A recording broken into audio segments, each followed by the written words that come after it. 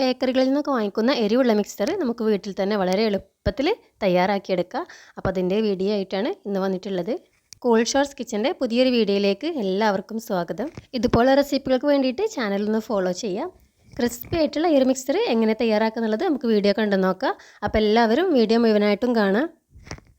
അപ്പോൾ ആദ്യം തന്നെ നമ്മൾ തയ്യാറാക്കുന്നത് മിക്സ്ചറിൻ്റെ സേവയാണ്. അപ്പോൾ അതിന് വേണ്ടിയിട്ട് ഒരു ബൗൾ എടുത്തിട്ടുണ്ട്. ഇതിലേക്ക് 1 കപ്പ് അരിപ്പൊടിയാണ് ചേർത്ത് കൊടുക്കുന്നത്.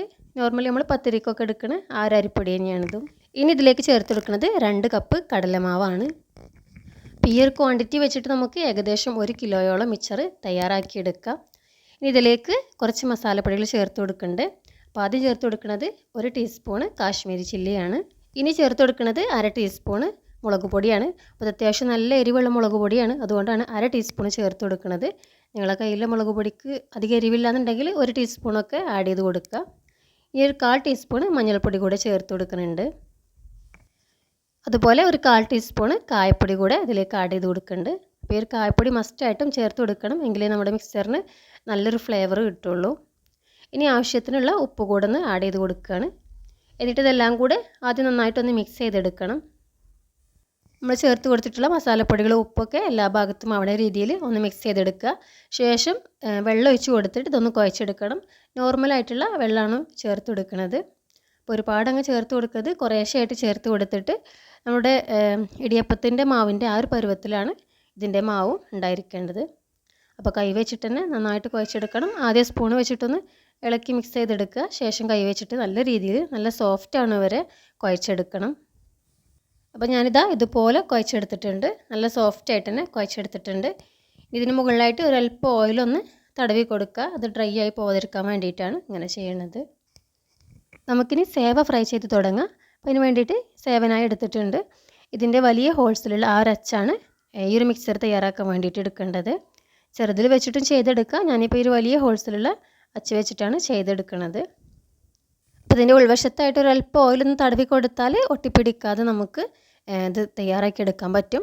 ഇനി നമ്മൾ കുഴച്ച് വെച്ചിട്ടുള്ള മാവിൽ നിന്നും കുറച്ചെടുത്ത് ഇതിനുള്ളിലായിട്ട് ഫില്ല് ചെയ്ത് കൊടുക്കുക. ശേഷം നമ്മൾ ഇടിയപ്പമൊക്കെ പ്രസ് ചെയ്തെടുക്കുന്ന ആ രീതിയിൽ തന്നെയാണ് പ്രസ് ചെയ്തെടുക്കുന്നത്.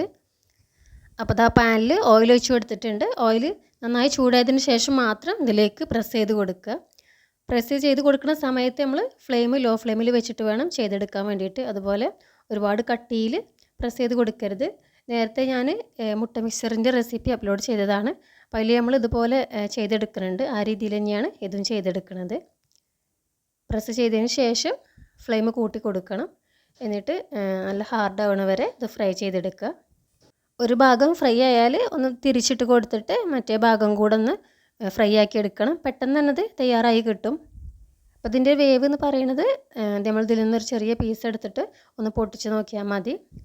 പെട്ടെന്ന് തന്നെ പൊട്ടിക്കിട്ടണമെന്നുണ്ടെങ്കിൽ ഇത് കറക്റ്റ് വേവിലാണ്. ആ ഒരു സമയം എണ്ണയിൽ നിന്നും കോരി മാറ്റാം.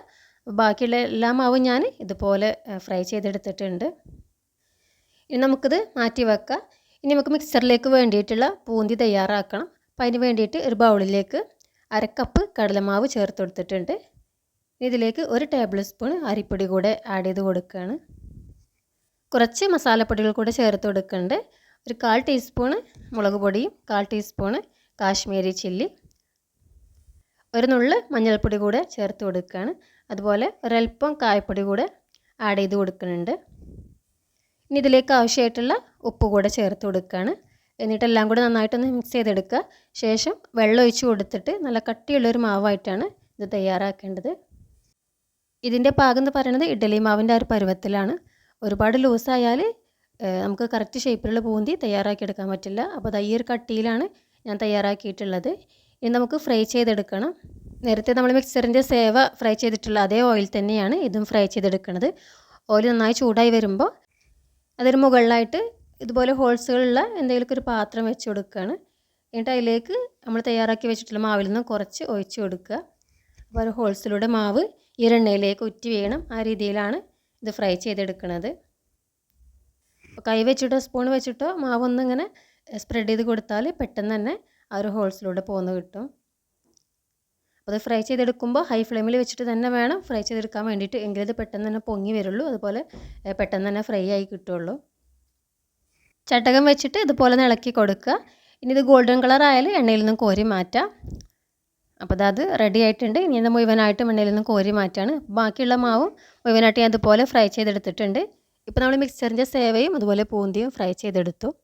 ഇനി കുറച്ച് ഇൻഗ്രീഡിയൻസ് കൂടെ ഇതിലേക്ക് ആവശ്യമായിട്ടുണ്ട്. ഞാനിപ്പോൾ കുറച്ച് വെളുത്തുള്ളി എടുത്തിട്ടുണ്ട്. 8 10 അല്ലി വെളുത്തുള്ളി മതി. ഇതൊന്ന് ചതച്ചിട്ട് വേണം എടുക്കാൻ വേണ്ടിയിട്ട്. അതുപോലെ കുറച്ച് വറ്റൽമുളക് കട്ട് ചെയ്തതും കുറച്ച് കറിവേപ്പിലയും കൂടി എടുത്തിട്ടുണ്ട്. ഇത് നമ്മൾ നേരത്തെ പൂന്തിയും അതുപോലെ സേവയൊക്കെ ഫ്രൈ ചെയ്തിട്ടുള്ള ആ ഒരു ഓയിൽ തന്നെയാണ് ഫ്രൈ ചെയ്തെടുക്കുന്നത്. അപ്പോൾ ഇത് മൂന്നും കൂടെ ഫ്രൈ ചെയ്ത് മാറ്റിയിട്ടുണ്ട്. ഇനി നമ്മൾ ചെയ്യാൻ പോകുന്നത് ഇതേ ഓയിൽ തന്നെ കുറച്ച് നിലക്കടല ഫ്രൈ ചെയ്തെടുക്കണം. ഞാനിപ്പോൾ 1 കപ്പ് നിലക്കടല എടുത്തിട്ടുണ്ട്. ഇത് എണ്ണയിലേക്ക് ഇട്ട് കൊടുത്തിട്ട് ഒന്ന് ഫ്രൈ ചെയ്തെടുക്കുക. അപ്പോൾ നിങ്ങളിത് തയ്യാറാക്കുമ്പോൾ നിങ്ങൾക്ക് പൊട്ടുകടല കിട്ടുന്നുണ്ടെങ്കിൽ അതും കൂടെ ഇതുപോലെ ഫ്രൈ ചെയ്തെടുത്തിട്ട് മിക്സറിലേക്ക് ആഡ് ചെയ്ത് കൊടുക്കുക. അപ്പോൾ എൻ്റെ കയ്യിലില്ലാത്തതുകൊണ്ടാണ് ഞാനത് ചേർത്ത് കൊടുക്കാത്തത്. അപ്പോൾ ആ കടല ഫ്രൈ ആയി വന്നിട്ടുണ്ട്. നമുക്കിത് എണ്ണയിൽ നിന്നും കോരി മാറ്റാം. അപ്പോൾ മിക്സറിന് വേണ്ടിയിട്ടുള്ള എല്ലാ കാര്യങ്ങളും നമ്മൾ റെഡിയാക്കി. നമുക്ക് മിക്സർ സെറ്റ് ആക്കണം. അപ്പോൾ ഇത് തയ്യാറാക്കാൻ വേണ്ടിയിട്ട് ഞാൻ ഇതുപോലെ വലിയ പരന്നിട്ടുള്ളൊരു പാത്രം എടുത്തിട്ടുണ്ട്. ഇതിലേക്ക് നമ്മൾ ആദ്യം ഇട്ട് കൊടുക്കുന്നത് നമ്മൾ തയ്യാറാക്കി വെച്ചിട്ടുള്ള സേവയാണ്. ഇനി ഇതൊന്ന് കൈ വെച്ചിട്ട് പൊടിച്ചെടുക്കണം. നമ്മൾ കടയിൽ നിന്നും വാങ്ങിക്കുന്ന മിക്സറിൻ്റെ ആ ഒരു സൈസിൽ ആക്കിയെടുത്താൽ മതി. ഇത് നല്ല ക്രിസ്പിയായി വന്നിട്ടുണ്ട്. അതുകൊണ്ട് തന്നെ വളരെ പെട്ടെന്ന് തന്നെ പൊടിഞ്ഞ് കിട്ടും. അപ്പം ഞാൻ ഇതുപോലെ ഇത് പൊട്ടിച്ചെടുത്തിട്ടുണ്ട്. ഇതിലേക്ക് നമ്മൾ ഫ്രൈ ചെയ്ത് വെച്ചിട്ടുള്ള ഓരോന്നും ആഡ് ചെയ്ത് കൊടുക്കുകയാണ്. അപ്പോൾ ആദ്യം നമ്മൾ പൂന്തി ആഡ് ചെയ്ത് കൊടുക്കുന്നുണ്ട്. ഇനി നമ്മൾ ഫ്രൈ ചെയ്ത് വെച്ചിട്ടുള്ള കടല കൂടെ ചേർത്ത് കൊടുക്കുകയാണ്. ഇപ്പോൾ നിങ്ങൾ പൊട്ടുകടല ഫ്രൈ ചെയ്തിട്ടുണ്ടെങ്കിൽ അതും ഈ ഒരു സമയത്ത് ചേർത്ത് കൊടുക്കുക. ഇനി നമ്മൾ ഫ്രൈ ചെയ്ത് മാറ്റി വെച്ചിട്ടുള്ള കറിവേപ്പില, വെളുത്തുള്ളി അതുപോലെ വറ്റൽമുളക് ഇതും കൂടെ ഇതിലേക്ക് ചേർത്ത് കൊടുക്കുക. എന്നിട്ടെല്ലാം കൂടെ ഒന്ന് മിക്സ് ചെയ്തെടുക്കുന്നുണ്ട്. അപ്പോൾ നമ്മൾ മിക്സർ റെഡി ആയിട്ടില്ല. ഇതിലേക്ക് കുറച്ച് ഇൻഗ്രീഡിയൻസ് കൂടെ ആഡ് ചെയ്ത് കൊടുക്കാണ്ട്. ഇനി കുറച്ച് മസാലപ്പൊടികളാണ് ചേർത്ത് കൊടുക്കുന്നത്. അപ്പോൾ ആദ്യം നമ്മൾ ചേർത്ത് കൊടുക്കുന്നത് 1/2 ടീസ്പൂണ് മുളക് പൊടിയാണ്. അത്യാവശ്യം നല്ല എരിവുള്ള മുളക് പൊടി ആയതുകൊണ്ടാണ് ഞാൻ 1/2 ടീസ്പൂൺ ആഡ് ചെയ്ത് കൊടുക്കുന്നത്. നിങ്ങൾക്ക് വേണമെന്നുണ്ടെങ്കിൽ 1 ടീസ്പൂൺ വരെ ചേർത്ത് കൊടുക്കുക. അതുപോലെ കൂടുതൽ സ്പൈസി ആയിട്ടുള്ള മിക്സറാണ് വേണ്ടതെന്നുണ്ടെങ്കിൽ മുളക് പൊടിയുടെ അളവ് കൂട്ടി കൊടുത്താൽ മതി. ഒരു 1/4 ടീസ്പൂൺ കാശ്മീരി ചില്ലി ചേർത്ത് കൊടുത്തിട്ടുണ്ട്. അതുപോലെ കുറച്ച് കായപ്പൊടി കൂടെ ഒന്ന് ചേർത്ത് കൊടുത്തിട്ടുണ്ട്. ഇതെല്ലാം കൂടെ ചേർത്ത് കൊടുത്തുകൊണ്ട് തന്നെ ഇതിൽ ഉപ്പ് കുറവായിരിക്കും. ഈ ഒരു സമയം കുറച്ച് ഉപ്പ് കൂടെ ചേർത്ത് കൊടുക്കുകയാണ്. ഇനി കൈ വെച്ചിട്ട് നന്നായിട്ട് തന്നെ മിക്സ് ചെയ്തെടുക്കണം. ഒരുപാട് പ്രസ് ചെയ്യരുത്, ഇത് പൊട്ടിപ്പോവും. പതുക്കെ വേണം ഇതെല്ലാം കൂടി മിക്സ് ചെയ്തെടുക്കാൻ വേണ്ടിയിട്ട്. ഈ ഒരു ടൈമിൽ നിങ്ങൾക്ക് ഉപ്പിൻ്റെ അളവും എരിവിൻ്റെ അളവൊക്കെ നോക്കുക. പോരാന്നുണ്ടെങ്കിൽ വീണ്ടും ചേർത്ത് കൊടുത്താൽ മതി. ഇപ്പോൾ നമ്മുടെ മിക്സർ റെഡി ആയിട്ടുണ്ട്. ഇത് കാണുമ്പോൾ തന്നെ അറിയാം നമ്മൾ ബേക്കറിയിൽ നിന്നൊക്കെ വാങ്ങിക്കുന്ന മിക്സറിൻ്റെ അതേ രൂപമാണ്. അതുപോലെ കഴിക്കാനും അതേ ടേസ്റ്റിൽ തന്നെയാണ്. നമ്മളെ വീട്ടിൽ തന്നെ തയ്യാറാക്കണമെന്നുണ്ടെങ്കിൽ കുട്ടികൾക്കൊക്കെ വിശ്വസിച്ച് കൊടുക്കാൻ പറ്റും. ഇതിന് ബോട്ടിലാക്കി വെച്ചാൽ ഒരുപാട് കാലം കേടുകൂടാതെ സൂക്ഷിക്കാനും പറ്റും. എല്ലാവർക്കും ഈ ഒരു മിക്സറിൻ്റെ റെസിപ്പി ഇഷ്ടമായി വിചാരിക്കുന്നു. ഇഷ്ടമായി തീർച്ചയായിട്ടും നിങ്ങളൊന്ന് ട്രൈ ചെയ്ത് നോക്കണം. എന്നിട്ട് നിങ്ങളുടെ അഭിപ്രായങ്ങൾ കമൻറ്റ് ബോക്സിൽ അറിയിക്കാൻ മറക്കരുത്. വീഡിയോ കണ്ട് ഇഷ്ടമായാൽ ലൈക്ക് ചെയ്യാൻ മറക്കരുത്. ഇനി പുതിയ റെസിപ്പിയുമായി മറ്റൊരു വീഡിയോയിൽ വീണ്ടും കാണാം. അതുവരെ എല്ലാവർക്കും നല്ലൊരു ദിവസം ആശംസിക്കുന്നു.